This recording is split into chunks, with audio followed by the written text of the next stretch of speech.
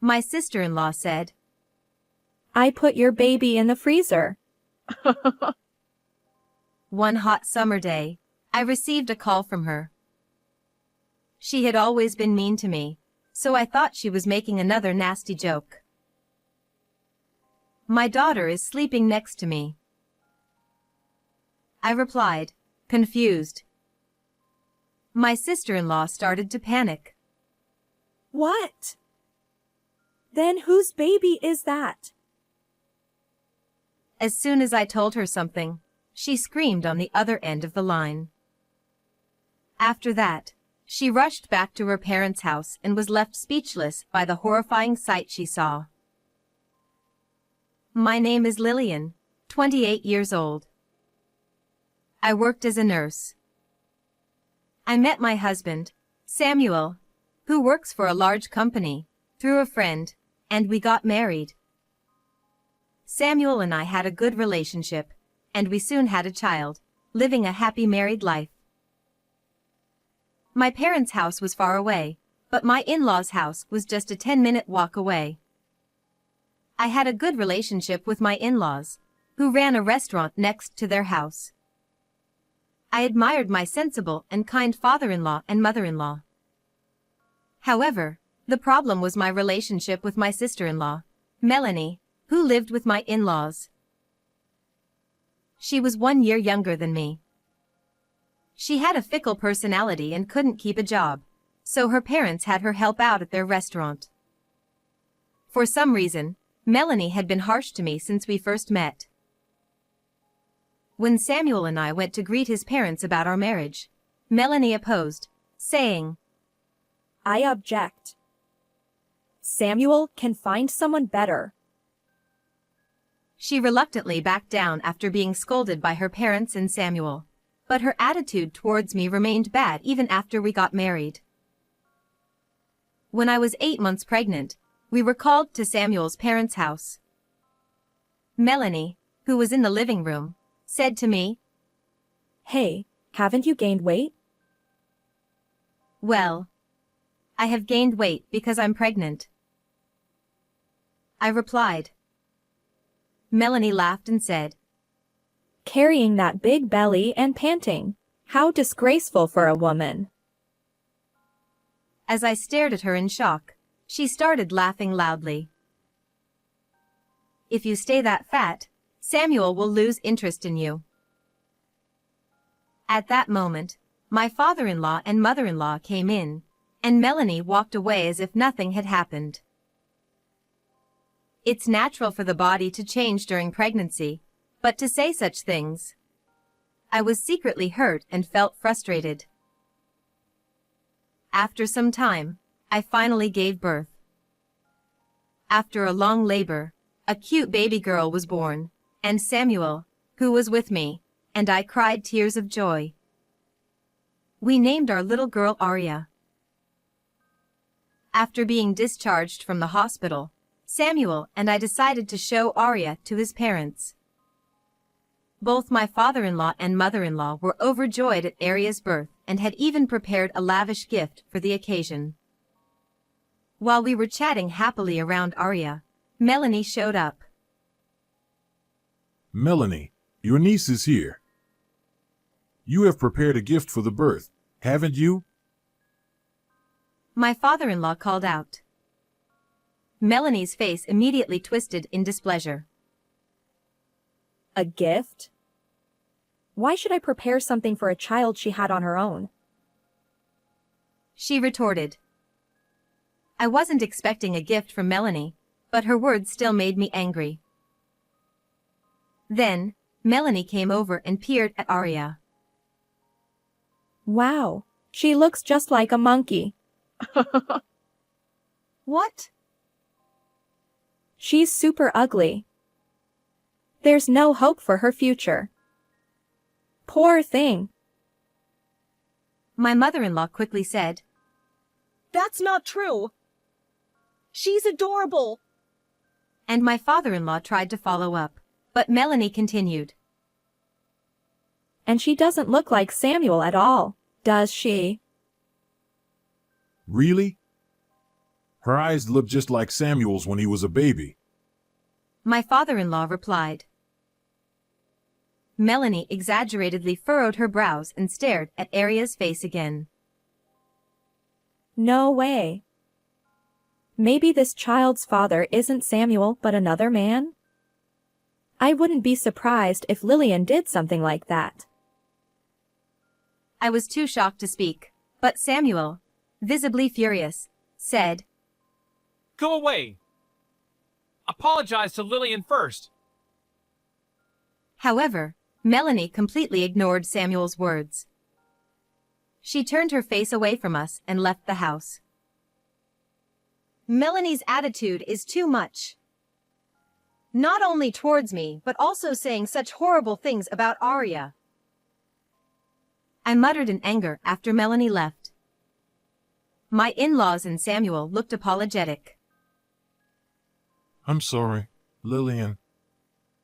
It's our fault for spoiling her all these years. My father-in-law said. He explained that Melanie might be unhappy because my in-laws and Samuel had been treating me well since our marriage and because Aria was getting a lot of attention. Even so, her behavior was too selfish and childish. Although I was still angry, I could only nod as Samuel and my in-laws apologized. Since that day, I rarely visited my in-laws' house. Even when I did, I always made sure to be with Samuel or my in-laws to avoid being attacked by Melanie. Melanie would glare at me with hatred. Then, when Aria was 3 months old, while I was taking care of Aria at home, my phone rang. The caller ID showed it was Melanie. She never calls. I thought it was strange but answered the phone. What's the matter, Melanie? This is unusual, I said. Oh, I thought you'd be panicking, but I guess not. Don't you have any maternal instincts?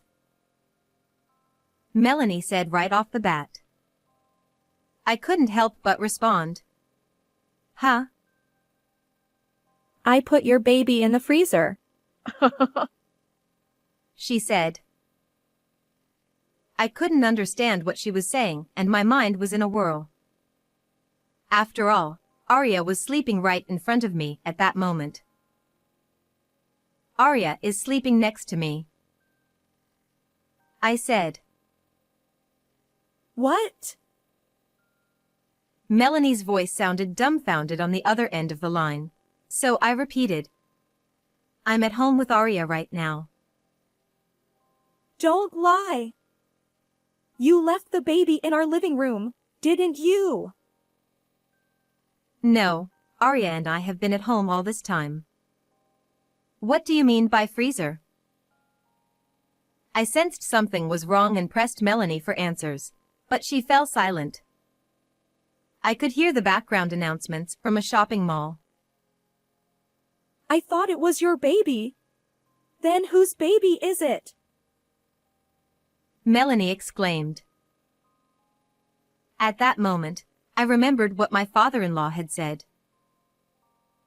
Come to think of it, I heard that a relative was coming to show their baby today. Just then, I heard Melanie scream on the other end of the line, and the call was abruptly cut off. I realized something was happening at my in-laws' house and immediately called them.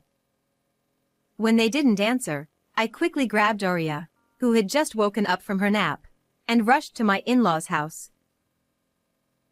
On the way, I felt a surge of anger rising within me. Putting a baby in the freezer, what was she thinking? And she intended to harm my Aria. Unforgivable. As soon as I arrived at my in-laws' house, I took immediate action. About 50 minutes after Melanie called, I was watching the surveillance camera footage installed in front of the industrial freezer at my in-laws' house.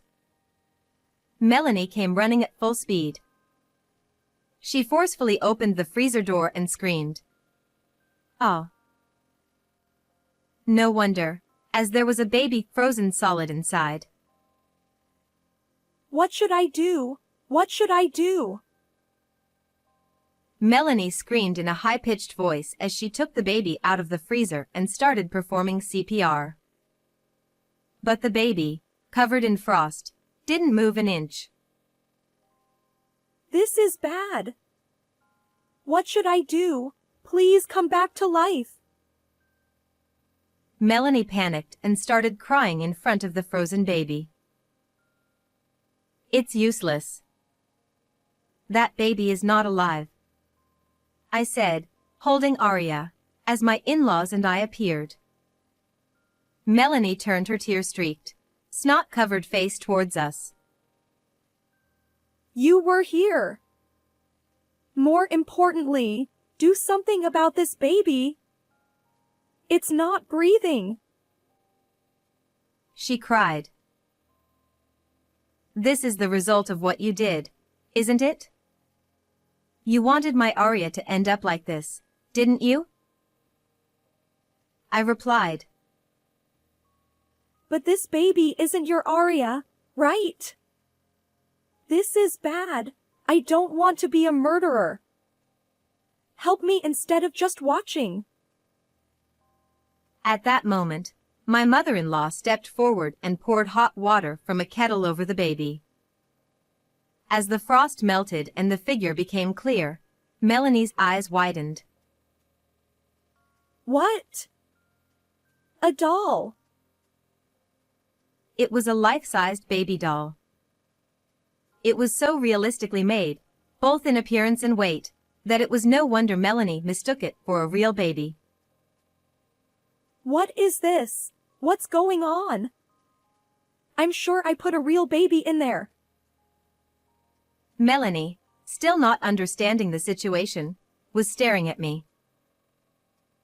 The baby you put in the freezer was your cousin Lucas's child, Aaliyah. She was rescued and is now in the hospital, I said. Yes, the Real baby had already been rescued by me. When I arrived at my in-laws' house, my in-laws and Lucas were frantically searching for the baby. They said that while everyone took their eyes off for a moment, the sleeping Aaliyah had suddenly disappeared. I ran to the industrial freezer and opened the door to find the shivering baby inside. I immediately took her out and administered first aid to the pale-faced Aaliyah. Then I called an ambulance, and the baby was taken to the hospital with Lucas accompanying her. I received a report that she had hypothermia but is safe now, I said. Melanie, still in shock, muttered. I did that to Lucas's child. But soon had a startled expression. Then what is this doll? Actually, I had a life-sized realistic doll because I was trying to get certified in baby massage to help relax babies. I was the one who put it in the freezer. Don't do confusing things like that. Melanie glared at me with bloodshot eyes. I thought my heart was going to stop. Why did you do this? If I didn't, you would never understand the horror of what you did, would you? Shut up. You were laughing at me panicking, weren't you? I'll never forgive you for setting me up. Melanie screamed and tried to grab me. But my mother-in-law quickly stepped in front of me and gave Melanie a strong slap. Ouch! Mom, what are you doing? Melanie held her cheek, tears in her eyes, but my in-laws glared at her with red faces. Melanie, you tried to put my precious Arya in the freezer and mistook another baby. Isn't that correct? I said calmly, and Melanie started trembling. If I had known it wasn't your child, I wouldn't have done it. So, it would have been okay if my Arya had frozen to death in the freezer? I just wanted to scare you a little. I thought you were nearby and would notice right away. I glared at Melanie. Even thinking about putting a helpless baby in the freezer for a moment is insane. Ugh. That's... Melanie couldn't say anything more, and silence fell, broken by my father-in-law. Melanie, I can no longer consider you my daughter. What? Dad. My father-in-law's face was filled with anger, and his voice was powerful. Usually gentle, his rage must have looked terrifying to Melanie. You tried to harm our granddaughter, and as a result, put Lucas's daughter in danger. Do you really understand what you've done? No, it's not my fault. It just happened by bad luck. Enough. We are cutting ties with you. You are also being kicked out of the house, and we will never help you again. Once this is over, leave immediately. When I also told her that Samuel and I would cut ties with her, Melanie began to panic. I don't want that. Please reconsider. She pleaded with my in-laws, but they coldly rejected her. As Melanie started crying, I quietly asked her, "Melanie, do you know what Lucas's wife does for work?" Huh? I forgot. What is it? She's a lawyer. Melanie's eyes widened, and she turned pale. Both Lucas and his wife are furious that Aaliyah was put in danger, and they said they will make sure you pay for your crime. What? No way. Does that mean they'll demand money? Melanie asked. Yes, that's definitely going to happen. Melanie suddenly panicked, and then the sound of police sirens approached from a distance. Melanie started trembling. The police. No way. Yes, I reported it as soon as you came back. No. Why did you call the police? I don't want to be arrested. Melanie turned pale, collapsed, and tried to crawl away. I grabbed her by the scruff of her neck to prevent her from escaping. I will never forgive you for trying to harm Arya and for what you did to Aaliyah. Surrender quietly and atone for your crime. The police arrived and took Melanie away as she cried and screamed, "No," repeatedly. My in-laws and I silently watched her being taken away. After that, Melanie underwent a strict interrogation by the police and was given a criminal record for her malicious actions. She was also sued for $20,000 in damages by Lucas and his wife. Melanie sought help from her family, but no one came to her aid. Having spent all her savings on leisure, she had to borrow money to pay the compensation. As declared, Samuel and my in-laws cut ties with Melanie and kicked her out of the house. Melanie now lives in a dilapidated apartment that looks like it could collapse at any moment, working around the clock to repay her debts. Even hearing this, I couldn't feel any sympathy for her. As for me, without Melanie around, I am raising Arya freely.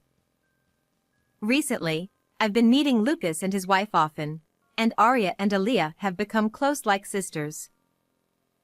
I look forward to their growth together. From now on, I want to be a strong and kind mother and protect my beloved Arya. How did you like this story? Please subscribe to the channel. See you in the next video.